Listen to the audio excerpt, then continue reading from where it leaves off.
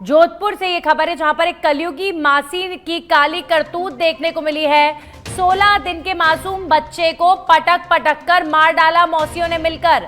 अंधविश्वास के चलते 16 दिन के मासूम की निर्मम हत्या कर दी गई है। जोधपुर में विवाह हो जाएगा, इस टोटके में कर दी मासूम की हत्या। इस मासूम को अशुभ मान रही थी इसकी मौसियां, और मौसियों ने पटक पटक कर एक 16 दिन के मासूम की दर्दनाक हत्या कर दी है। चारों मौसियों ने मिलकर मासूम की हत्या कर दी। ये बच्चा अपने ननिहाल में ही पैदा हुआ था, और वहां पर ही रह रहा था, और उसी दौरान 4 मौसियों ने मिलकर इस नन्हे से बच्चे की, इस छोटे से मासूम बच्चे की जमीन पर पटक कर निर्मम हत्या कर दी है। इससे ज्यादा क्रूरता और क्या होगी। जो मौसियां मां के समान मानी जाती हैं, उन मौसियों का दिल आप देखिए कि कैसे ये मौसियां हैवान बन गई। कितने छोटे से मासूम बच्चे को उन्होंने मौत के घाट उतार दिया। अंधविश्वास की वजह से, टोने टोटके की वजह से उस बच्चे को इन मौसियों ने अशुभ माना और मौत के मुंह में डाल दिया। उस बच्चे को पटक पटक कर मारा, उस बच्चे की हड्डियां तोड़ दी, उसको जमीन में पटक दिया, और उस छोटे से मासूम बच्चे की, 16 दिन के मासूम बच्चे की सगी मौसियों ने निर्मम हत्या कर दी। इससे ज्यादा शर्मनाक कोई घटना हो नहीं सकती है। ये समाज आप देखिए, जहां इतनी पढ़ाई लिखाई की बातें होती हैं, लेकिन फिर भी कुछ लोगों की मानसिकता देखिए। ये मौसियां तो नहीं हो सकती, ये हैवान जरूर हो सकती हैं। ये ऐसे लोगों के खिलाफ जब तक कानून कड़े एक्शन नहीं लेगा, अंधविश्वास को मानकर चलने वाले ऐसे क्रूर लोग इसी तरीके से समाज को दूषित करने का काम करते रहेंगे। इसीलिए इन मौसियों के खिलाफ सख्त से सख्त कार्रवाई होनी चाहिए, जिन्होंने 16 दिन के मासूम बच्चे को नहीं बख्शा। अपनी घटिया सोच की वजह से, अपनी गंदी सोच की वजह से इन मौसियों ने मिलकर 16 दिन के मासूम की जान ले ली, उसकी हड्डियां तोड़ दी, उसको जमीन पर गिरा दिया। 16 दिन के मासूम में कितनी जान होती है कि आप सोचिए, महिलाएं होकर भी, उस बच्चे की मासियां होकर भी इनका दिल नहीं पसीजा। ये किस तरह के मानसिकता के लोग हैं। ये शर्मनाक घटना है, ये दर्दनाक घटना है। सर मेरा बच्चा था सर, मेरी वाइफ 1.5 महीने से मेरे ससुराल में थी, और मेरे बच्चे को होने के बाद जैसे आज से 18 दिन का हुआ मेरा बच्चा। फिर मैं रात को 12:30 साढ़े 3 बजे मेरे वाइफ का कॉल आया कि पूनाराम आपका बच्चा मार दिया मेरे आपके बहनों ने, प्रत्युष। तो बोला कि आपके बच्चे को मार दिया। तो मैं सर मजाक समझ रहा, मैं कि सुमन क्या हुआ, क्या आपके बच्चे को मेरे 4 बहनों ने मिलकर मार दिया है। मैं कैसे क्या हुआ सुमन, कि इतना बेरहमी से मारा है, आपके बच्चे को इतना बेरहमी से मारा है, चारों ने कूद कूद के मारा है, उसके ऊपर कूद कूद कर मारा है, उसके केस तक निकाल दिए हैं, उसके ऊपर मतलब इतना बेरहमी किया है उसके बच्चे पर। वो बेचारा 10-12 दिन का बच्चा, 18 दिन का बच्चा, उसमें क्या बीती है, उसकी कैसे सांस निकली है, तो उसमें ऐसी बीती। मेरे को सर वो न्याय चाहिए सर। मैं एक बाप होने के नाते। वो कौन है जो तीनों मारने वाली? कौन? 4 लड़कियां थी, मेरी साली थी सर, रामेश्वरी, मंजू, गीता और ममता सर। ये 4 मेरी सगी साली थी। इन चारों ने मेरे बच्चे को मारा है सर। और कारण मारने में? कारण कोई कारण नहीं है सर। राजी खुशी बैठी है सर, जापे पे गई थी, मेरी पानी मुगला पे जैसे कि बोलते हैं अपने, तो उस पे गई थी सर राजी खुशी। मेरे वाइफ को, मेरे बड़े बच्चे को भी मारने की कोशिश की। मैं 2 बच्चों का बाप हूँ। बड़ा बेटा मेरा उधर ही था, वाइफ भी मेरी उधर थी, और छोटा बच्चा उधर था। छोटे बच्चे को मार दिया बेरहमी से, और बड़े बच्चे को भी मारने की कोशिश की। इन चारों कितने तारीख को हुई थी डिलीवरी? 24 अक्टूबर को हुआ था सर डिलीवरी। का माहौल था। सुबह सर 6 बजे मेरे को मेरे लड़के ने फोन किया, अपने पोता हुआ सर। तो मैंने 1 घंटा थाली बजाने का कार्यक्रम रखा था, पूरे गांव में डक्का बजाता था। मैं खुशी से झूम हो गए थे। बच्चा आपने मुंह नहीं देखा? मुंह ही नहीं देखा बच्चे का सर। उसको मार दिया बेरहमी से, पीट के उसको मार दिया सर। मेरे को देखने नहीं आ रही है। मेरे को सर न्याय चाहिए। और इतना बेरहमी से बच्चे को तोड़ के मारा है सर, उसकी कोई सीमा नहीं है सर, कह नहीं सकते सर। मैं तो अभी तक बच्चे का मुंह ही नहीं देखा सर। इतनी बड़ी घटना करी इन चारों लड़कियों ने, मासियों ने। और इसका बाप भी सर हीरालाल है, वो भी मराने में है सर। ये भी गुट बना के बैठा, 4 गुट। तो दर्दनाक घटना है जो जोधपुर में सामने आई है। अब खबरों में आगे बढ़ेंगे और बात करेंगे जयपुर से। खबर है जहां पर देर रात घाट गेट इलाके में हुई फायरिंग। आफ्ताब और शाहिद उर्फ धाबा नाम के युवकों को गोली लगी है। घायलों का एसएमएस अस्पताल में इलाज जारी है। फायरिंग करने वाले बदमाशों की पुलिस ने पहचान की है। अंकुर सिनेमा के सामने देर रात फायरिंग की घटना राजधानी जयपुर में हुई है। आदर्श नगर थाना पुलिस अभी फिलहाल मामले की जांच में जुटी हुई है। तो आदर्श नगर इलाके में जयपुर में फायरिंग की घटना और फायरिंग करने वाले बदमाशों की पहचान पुलिस ने कर ली है। 2 लोग इस घटना में फायरिंग का शिकार हुए हैं। जो घायल हुए हैं उन्हें एसएमएस अस्पताल में भर्ती कराया गया है। अंकुर सिनेमा के सामने देर रात फायरिंग की वारदात हुई है। आदर्श नगर थाना इलाके का ये मामला है। पुलिस पूरे मामले की जांच कर रही है। 2 लोग घायल, जिनका एसएमएस हॉस्पिटल में इलाज जारी है। कल देर रात की घटना है। जयपुर में कल देर रात को फायरिंग की वारदात हुई है। किन बदमाशों ने घाट गेट इलाके में फायरिंग की वारदात को अंजाम दिया, पुलिस उनकी पहचान कर चुकी है। अभी फिलहाल आफताब और शाहिद उर्फ धाबा नाम के युवक हैं जिनको गोली लगी है। आफताब और शाहिद दोनों ही एसएमएस हॉस्पिटल में एडमिट हैं। दोनों का इलाज जारी है। घायलों का इलाज हो रहा है। वहीं दूसरी तरफ पुलिस पूरे मामले की जांच में जुटी हुई है। आरोपियों को पकड़ने के लिए पुलिस लगातार ऑपरेशन चलाए हुए है।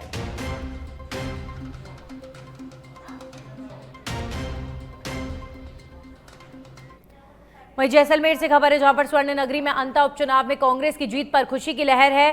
पूर्व कैबिनेट मंत्री सालेह मोहम्मद ने प्रमोद जैन भाया को जीत की बधाई दी है। उन्होंने कहा कि यह अंता की जनता की जीत है। साथ ही पूर्व अल्पसंख्यक मामलात मंत्री ने भाजपा पर निशाना साधा है और कहा है कि बीजेपी के इस 2 साल के शासन में प्रदेश की जनता त्रस्त रही। उन्होंने कहा कि जिस उम्मीद से प्रदेश की जनता ने भाजपा सरकार बनाई थी, उस पर वो खरी नहीं उतरी है। तो कांग्रेस नेता सालेह मोहम्मद द्वारा प्रमोद जैन भाया को बधाई दी गई है। पूर्व अल्पसंख्यक मामलों के मंत्री ने कहा कि भाजपा के इस 2 साल के शासन में प्रदेश की जनता त्रस्त रही। अंता की जीत को कांग्रेस के नेता लगातार सेलिब्रेट करते हुए नजर आ रहे हैं।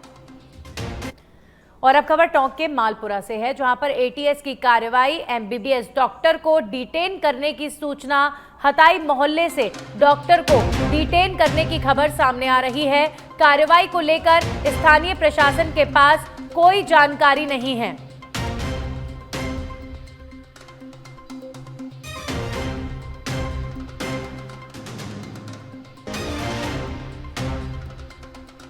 सूचना है, हताई मोहल्ले से डॉक्टर को डिटेन करने की खबर आ रही है। ये डॉक्टर क्यों पकड़ा गया, क्या हरकत इस डॉक्टर द्वारा की गई। वैसे भी देश में अब जिस तरीके से डॉक्टरों को लेकर रैकेट्स का खुलासा हो रहा है, कहीं ना कहीं बहुत बड़ा झटका ये सभी के लिए। और अब टोंक के मालपुरा से एक एमबीबीएस डॉक्टर को डिटेन किया गया है। एटीएस ने ये कार्रवाई करी है। क्या किसी टेरर गतिविधि में, क्या किसी आतंकी गतिविधि में ये डॉक्टर शामिल था? एमबीबीएस डॉक्टर को डिटेन क्यों किया गया है? टोंक के मालपुरा का ये डॉक्टर है। हताई मोहल्ले से इस डॉक्टर को डिटेन करने का मामला सामने आया है। आखिर इस एमबीबीएस डॉक्टर द्वारा क्या किया गया है जिसकी वजह से इसे डिटेन किया गया, इसे लेकर जल्दी हमारे सहयोगी जुड़ेंगे और पूरी खबर की डिटेल भी आप तक हम पहुंचाएंगे। लेकिन इस वक्त की बड़ी खबर यह है कि टोंक के मालपुरा में एक डॉक्टर को डिटेन किया गया है।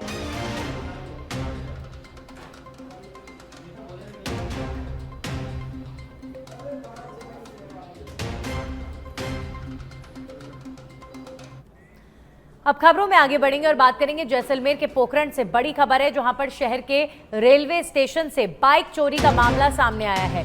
घटना के 5 दिन बीत जाने के बाद भी पीड़ित का नहीं हो रहा पुलिस में मामला दर्ज। पीड़ित पंकज सैनी ने बाइक चोरी की वारदात के सीसीटीवी फुटेज भी पुलिस को उपलब्ध करवा दिए हैं। बावजूद इसके पुलिस में 5 दिन बाद भी मामला दर्ज नहीं किया गया। लगातार हो रही बाइक चोरी की वारदातों से पुलिस की कार्य प्रणाली पर अब गंभीर सवाल खड़े हो रहे हैं। पीड़ित पंकज सैनी ने बताया कि कई बार चक्कर काटने के बाद पुलिस अभी तक मामला दर्ज नहीं कर रही है। पंकज सैनी की 2022 में भी हो चुकी है बाइक चोरी। सवाल उठ रहे हैं कि ऐसी क्या मजबूरी पोखरण पुलिस की कि पीड़ितों के मामले भी दर्ज पुलिस नहीं कर रही है।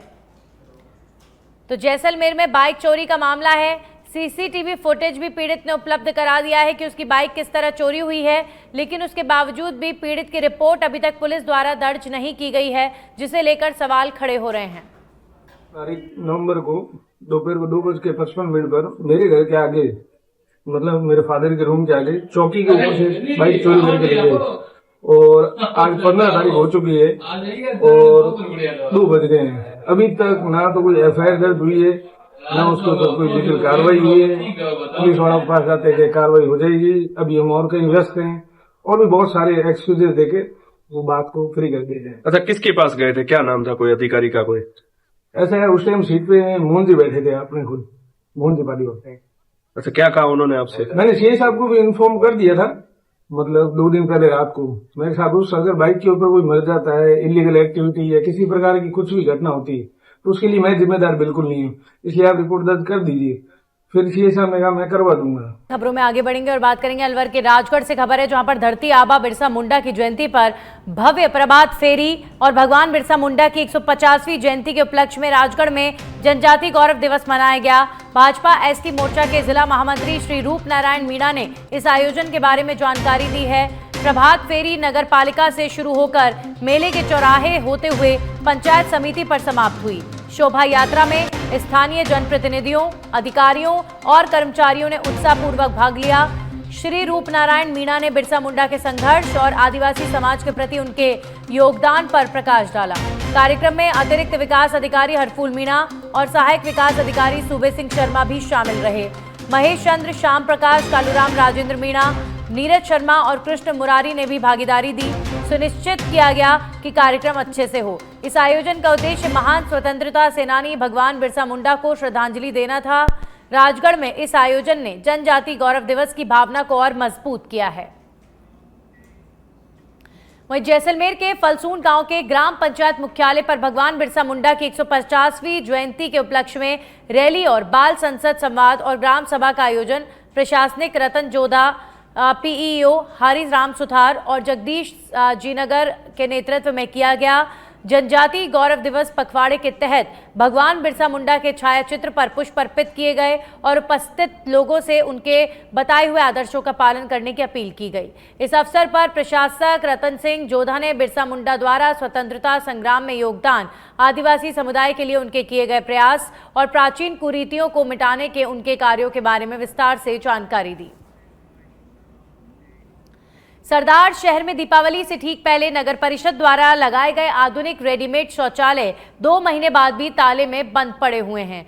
मुख्य बाजार में महिलाओं के लिए एक भी सार्वजनिक शौचालय उपलब्ध नहीं है, जिससे रोजाना बड़ी संख्या में महिलाएं और राहगीर परेशानी झेल रहे हैं। लाखों रुपए खर्च कर बनाई गई ये सुविधा अब तक शुरू न होना नगर परिषद की कार्य प्रणाली पर बड़े सवाल खड़े करता है। इस मामले पर जब हमने सभापति राजकरण चौधरी से बात की तो उन्होंने कहा कि भीड़भाड़ वाले इलाकों में शौचालय लगाए जरूर गए थे, लेकिन स्थानीय लोगों के विरोध के चलते इन्हें शुरू नहीं किया जा सका। उन्होंने आश्वासन दिया है कि जल्द बैठक बुलाकर इन शौचालयों को उचित स्थान पर शिफ्ट कर चालू कराया जाएगा। फिलहाल सवाल यह है कि जनता की जरूरतें और नगर परिषद के निर्णयों के बीच की दूरी आखिर कब कम होगी। झुंझुनू से खबर है जहां पर मंडावा के ज्वेलर्स को बातों में उलझाकर उड़ाए जेवरात। 2 महिलाओं और एक लड़के ने 1.5 लाख के जेवर चुरा लिए। दुकान में लगे सीसीटीवी में कैद हुई है पूरी वारदात। ग्राहक बनकर आई महिलाएं बातों में उलझाकर ले गईं गहने। सूचना पर मंडावा थाने से पुलिस पहुंची मौके पर। सीसीटीवी फुटेज के आधार पर अभी फिलहाल महिलाओं की तलाश शुरू की जा चुकी है। और अब खबर पोखरण से है जहां पर मुरानी गांव में दबंगों ने महिला के साथ मारपीट की वारदात को अंजाम दिया है। मुरानी गांव में सरकारी जमीन पर दबंगों ने कब्जा कर रखा है। 3 दबंगों ने महिला के साथ मारपीट की। घायल अवस्था में लेकर आए पोखरण के जिला अस्पताल। सूचना के बाद पोखरण पुलिस भी पहुंची। जिला अस्पताल पीड़िता के पति ने मीडिया को दिए गए बयान में कहा कि रास्ता खुलवाने को लेकर कई बार जनप्रतिनिधियों को अवगत भी कराया गया, लेकिन जनप्रतिनिधियों ने नहीं दिया कोई ध्यान। मुरानी से आया हूँ। जो लोग मेरे साथ 8-6 महीने से मारपीट कर रहे हैं और जान से मारने की धमकियां दे रहे हैं। कई बार मेरे घर पे आके गाड़ियां लेकर खड़े होते हैं कि बाहर निकलो, आपको मार रहे हैं। आज सुबह जैसे ही मेरी पत्नी बाहर निकली गायों को लेकर, इन लोगों ने उनके साथ मारपीट की। कुछ गले में था वो भी छीन के लेके चले गए और महिला को घायल करके भाग गए। अच्छा, कौन लोग थे, क्या नाम था उनको? 3 लोग थे, अशोक कुमार, ताराचंद और भगवान आरा। को गायों के बाड़े के पीछे छिपे हुए थे और जैसे ही वहीं जालोर के भीनमाल से खबर है जहां पर पुलिस ने दुष्कर्म के आरोपी को गिरफ्तार किया है। 2 माह से फरार था आरोपी। पीड़िता ने कराई थी रिपोर्ट दर्ज। आरोपी ने फोन पर बुलाकर होटल में किया था दुष्कर्म। पुलिस अधीक्षक शैलेंद्र सिंह इंदौलिया के निर्देश पर विशेष टीम गठित की गई थी। तकनीकी विश्लेषण और गोपनीय सूचना के आधार पर तलाश जारी थी। दिनेश बामणिया को गिरफ्तार कर न्यायालय में पेश किया गया। आरोपी को रिमांड पर लिया गया। मामले की जांच जारी है। पन्ना के लिए आज का दिन ऐतिहासिक साबित हुआ है। वर्षों की मांग और लंबी प्रतीक्षा के बाद आखिरकार पन्ना के विश्व प्रसिद्ध हीरे को आधिकारिक रूप से जीआई टैग मिल गया है। मध्य प्रदेश का 21वां जीआई प्रमाणित उत्पाद बनकर पन्ना का यह अनमोल हीरा अब राष्ट्रीय ही नहीं बल्कि अंतर्राष्ट्रीय पहचान भी हासिल करेगा। विशेषज्ञों का कहना है कि जीआई टैग मिलने से पन्ना के हीरे की ब्रांड वैल्यू बढ़ेगी, स्थानीय खनन क्षेत्र को नई ताकत मिलेगी और हजारों परिवारों को रोजगार के बेहतर अवसर उपलब्ध होंगे। पन्ना के लोग इस उपलब्धि को लेकर बेहद उत्साहित हैं क्योंकि अब उनका जिला एक बार फिर वैश्विक पहचान बनाने की ओर कदम बढ़ा चुका है।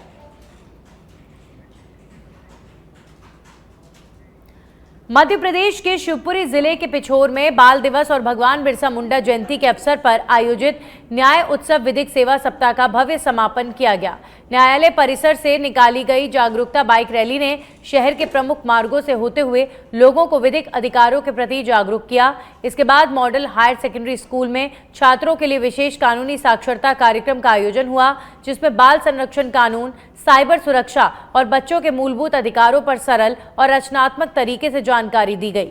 कार्यक्रम में छात्र छात्राओं को प्रमाण पत्र और पेन देकर सम्मानित किया गया। न्यायालय और विद्यालय प्रशासन के संयुक्त प्रयासों से आयोजित कार्यक्रम में बड़ी संख्या में बच्चों और स्टाफ ने सहभागिता निभाई।